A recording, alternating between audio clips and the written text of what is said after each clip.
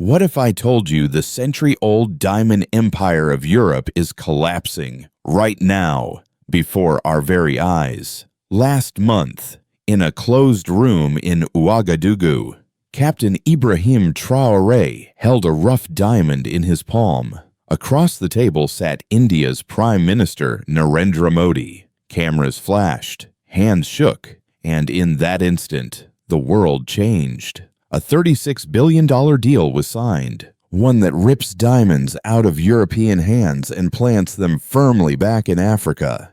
The French delegation present that day froze. Their faces drained of color. They knew exactly what had just happened.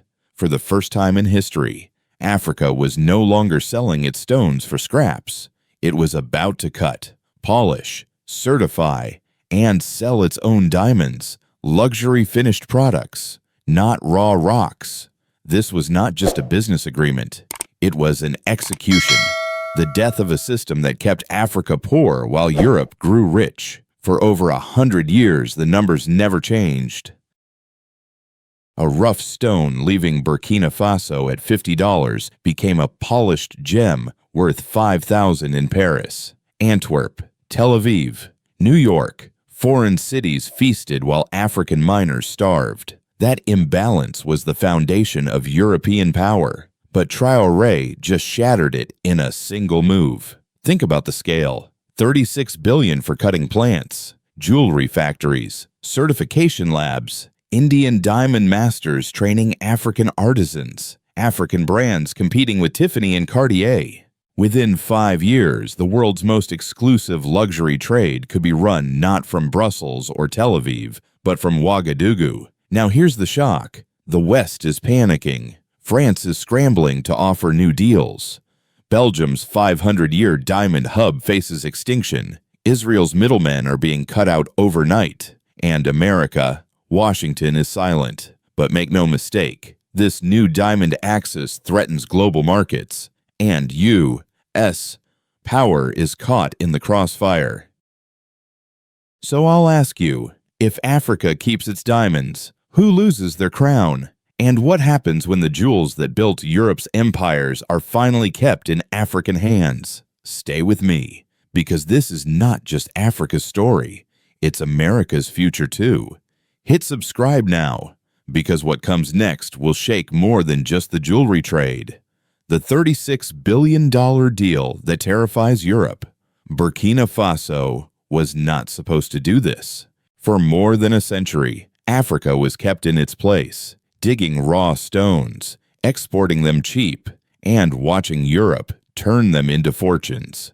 But in a single stroke, Captain Ibrahim Traoré broke the chain. A $36 billion partnership with India was signed, and suddenly the world's most secretive, most exclusive trade was ripped open. This is not just about contracts and numbers. It is about who controls the sparkle of the world and who loses when Africa keeps its own shine. The details are staggering. $15 billion will build cutting and polishing facilities across West Africa. No more sending rough stones to Antwerp or Tel Aviv. The transformation will happen in Ouagadougou, Bobo Dioulasso, and other African cities. Gems once stolen away in crates will now be cut by African hands, turned into flawless stones in African labs. Another $8 billion will finance jewelry manufacturing centers. Not only polished diamonds, but entire collections, necklaces, bracelets, rings, and earrings designed in Africa, sold under African luxury brands. For the first time, Paris and New York jewelers will face competition from Ouagadougou. Imagine walking into a Fifth Avenue shop and seeing Made in Africa displayed beside Cartier. $6 billion is allocated to diamond trading centers and certification laboratories.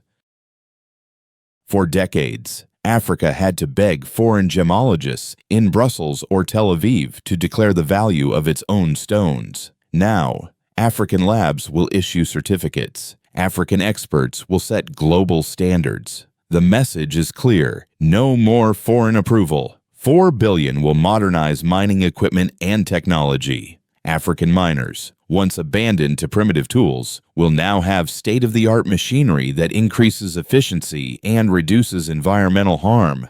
This is not just profit, it is progress. A chance to mine responsibly while communities finally see development. $2 billion will fund training schools. Indian diamond masters, keepers of centuries-old secrets, will pass their knowledge directly to African apprentices. A trade once jealously guarded inside family workshops in Mumbai or Antwerp will be taught in Ouagadougou classrooms. A new generation of African artisans will not just cut diamonds, they will redefine the industry. And $1 billion is reserved for marketing. For decades, the world heard European fairy tales about diamonds. A diamond is forever, whispered by De Beers. Now, the world will hear African voices. Campaigns will tell the story of Fatou, the young woman who once watched diamonds vanish from her village, but will now polish them herself. They will tell of Madou, the elder who lived through French exploitation, but will finally see schools and hospitals built with diamond revenue.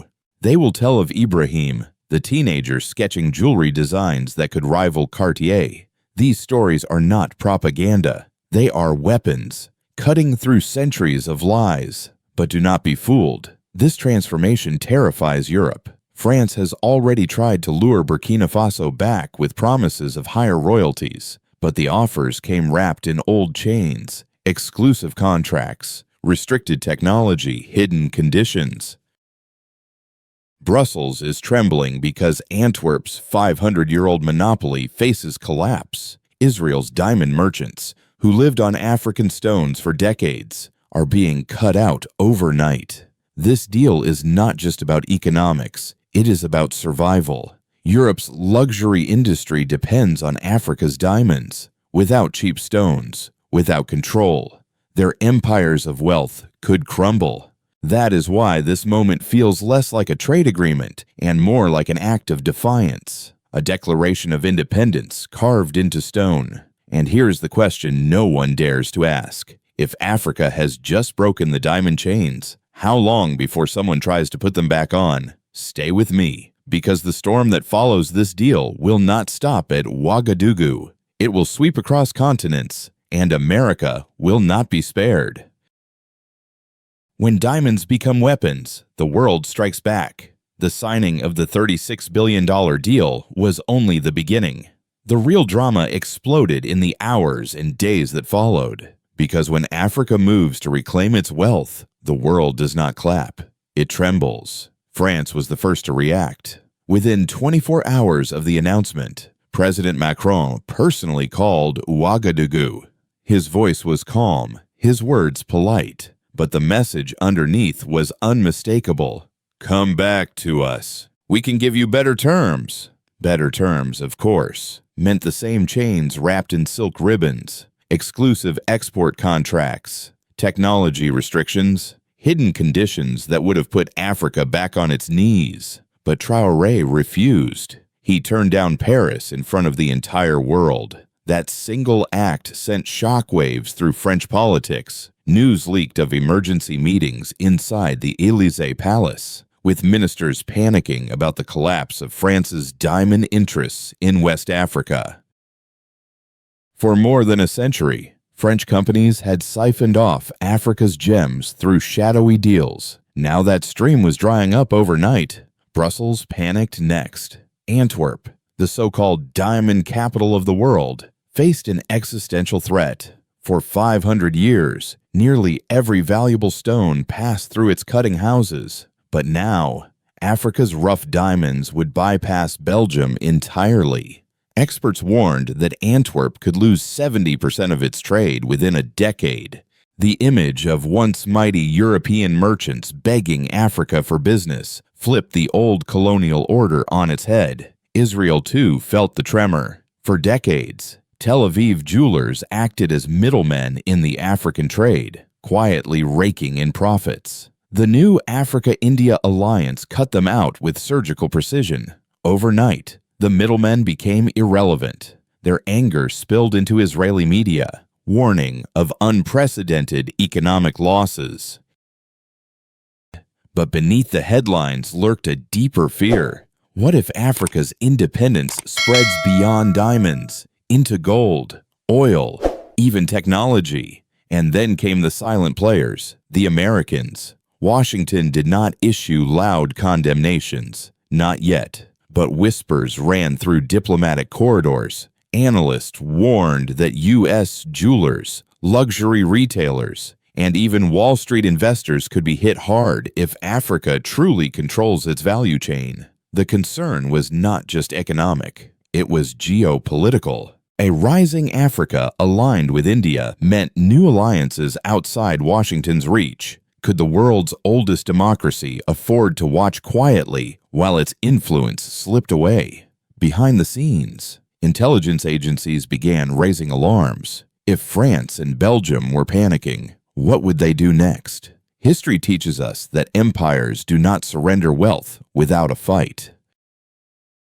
Would there be covert attempts to destabilize Traoré's government? Would shadowy forces try to reignite conflict in the Sahel to keep Africa distracted? On the ground in Burkina Faso, the atmosphere was electric. Crowds cheered in Ouagadougou, waving flags, chanting Traoré's name. For ordinary people, it was a moment of pride, a declaration that Africa would no longer be looted. But joy was mixed with fear. Many whispered, "They will not let us keep this. They will come for him." And this is the turning point. Diamonds are no longer just stones. They are weapons, symbols of defiance, tools of freedom, and triggers for global confrontation. So I ask you, if one handshake can terrify France, cripple Belgium, cut out Israel, and unsettle America, what comes next when Africa refuses to bow? Stay with me, because the backlash is already forming, and the fight over Africa's diamonds may just be the opening shot of something far bigger. France panics. America watches. The diamond war begins. The ink on the $36 billion deal was barely dry when the storm began. What looked like a handshake between Captain Ibrahim Traoré and Prime Minister Narendra Modi was, in truth, a strike at the heart of the old order. And those who once ruled Africa's diamonds are not going quietly. France struck first. Within hours of the announcement, President Macron placed a direct call to Ouagadougou. His words dripped with courtesy, but behind the tone was desperation. "We can offer you better terms." But the better terms were nothing new. Exclusive contracts, restrictions on technology, the same traps disguised as gifts. For decades, France looted Africa's resources with velvet gloves hiding iron chains. This time, Traoré said no. That single refusal sent shockwaves through Paris. Inside the Élysée Palace, emergency meetings raged late into the night. Ministers whispered of a collapse in France's African strategy, of billions in diamond profits vanishing overnight. Brussels panicked next. Antwerp, the so-called diamond capital of the world, suddenly faced extinction. For half a millennium, nearly every precious stone passed through its narrow streets and guarded vaults. Now, with Africa cutting and certifying its own gems, Antwerp's future is crumbling. Analysts warn the city could lose 70% of its trade within a decade. For the first time, the masters of diamonds find themselves begging to stay relevant. In Tel Aviv, the panic was just as sharp. Israeli merchants, who for decades acted as middlemen in the diamond pipeline, found themselves cut out in one swift move. Editorials screamed of unprecedented economic danger, but beneath the outrage was a deeper fear. If Africa breaks free in diamonds, what will stop it from doing the same with gold, oil, or rare earths? And across the Atlantic, silence. Washington did not shout, but it did not sleep either. In the corridors of power, analysts warned that American luxury markets could face rising costs, shrinking supply, and fierce competition from African-branded jewelry. But the concern reached beyond economics. A powerful Africa aligned with India meant new alliances beyond U.S. control. In a world already shaken by great power rivalries, could America afford to lose its grip on Africa's most valuable resource? Behind the scenes, intelligence agencies began to buzz. History offers a brutal lesson. Empires rarely surrender wealth without a fight. Would hidden hands attempt to destabilize Burkina Faso's government? Would mercenaries or proxies stir up chaos in the Sahel to drag Traoré down? These questions hung like storm clouds over Ouagadougou. Meanwhile, the people of Burkina Faso poured into the streets. In Ouagadougou, thousands waved flags, chanting Traoré's name. They celebrated not just a deal, but a declaration of freedom. For the first time, they could imagine a future where their soil's treasures built their own schools, hospitals, and roads. Yet in the same breath of joy, fear whispered, "They will not let us keep this. They will come for him." This is the height of the drama. Diamonds have become more than gemstones. They are weapons. They are shields. They are the battlefield on which old empires and new nations collide. So I ask you directly, if one deal can terrify France, cripple Belgium, silence Israel, and unsettle America, what comes next when Africa refuses to bow? Stay with me, because the fight has only begun. And if you want the unfiltered truth about Africa's awakening and how it threatens to rewrite global power, hit subscribe right now. The next revelation will shock you even more.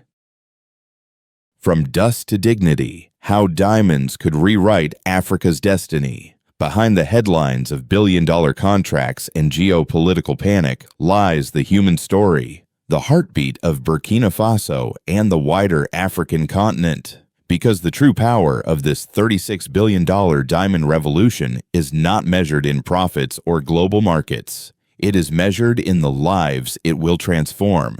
Take Fatou, a young woman from Banfora. For years, she walked past diamond diggers in the scorching sun, watching them pull stones from the earth that disappeared into foreign hands before locals even knew their worth. She dreamed of touching those sparkling gems, of knowing what became of them. Now, with new polishing schools and training centers funded by the India deal, Fatou will become a diamond polisher herself. Her hands will transform rough stones into radiant jewels. And for the first time, her paycheck will reflect the true value of her labor. Then there is Madou, an elder from Gawa. He remembers when French companies promised development in exchange for diamonds. They took millions in wealth, but his village remained in darkness. No electricity, no schools, no hospitals. Today, part of the diamond revenue will be redirected into infrastructure. Roads will connect isolated towns, clinics will open their doors, and villages will see the light of modernity not as charity, but as justice long denied. And look at Ibrahim, a teenager in Dori. While his namesake president signs billion-dollar deals, this Ibrahim sketches jewelry designs in his notebook at a new technical school. He studies not math for survival, but angles for brilliance, lines for elegance. One day soon, his creations may appear in showcases across New York, London, or Paris. His artistry will carry African culture into the global luxury market. This is what the diamond revolution means. Dignity. For decades, Africa's riches left behind nothing but scars. Now, those same resources promise jobs, education, healthcare, and pride. This is not about charity. It is about restoration, returning to Africans the wealth that was always theirs. But every revolution has risks. With new wealth comes new political tension. Communities that once competed for scraps will now compete for contracts, for access, for power. Will corruption find new ways to creep in? Will elites seize the factories while ordinary people are left behind again? These are the shadows trailing the light. Internationally, the civil impact also raises alarms. If diamond wealth fuels social programs, Africa could emerge not as a victim, but as a competitor on the world stage. A stronger Africa means less dependency on Western aid, fewer open doors for foreign interference. That prospect thrills Africans, but terrifies those who once treated the continent as a pawn. And here lies the heart of the matter. Diamonds are not only reshaping Africa's economy, they are reshaping its identity. A people long defined by poverty are daring to define themselves by brilliance. A land written off as exploited is rewriting its story as empowered. But will this promise hold? Or will unseen forces, foreign powers, corrupt leaders, shadowy interests work to steal the shine once more? Stay with me, because the battle is far from over. The streets of Ouagadougou may celebrate, but the real test begins now. And if you want to see how these diamonds will either build nations or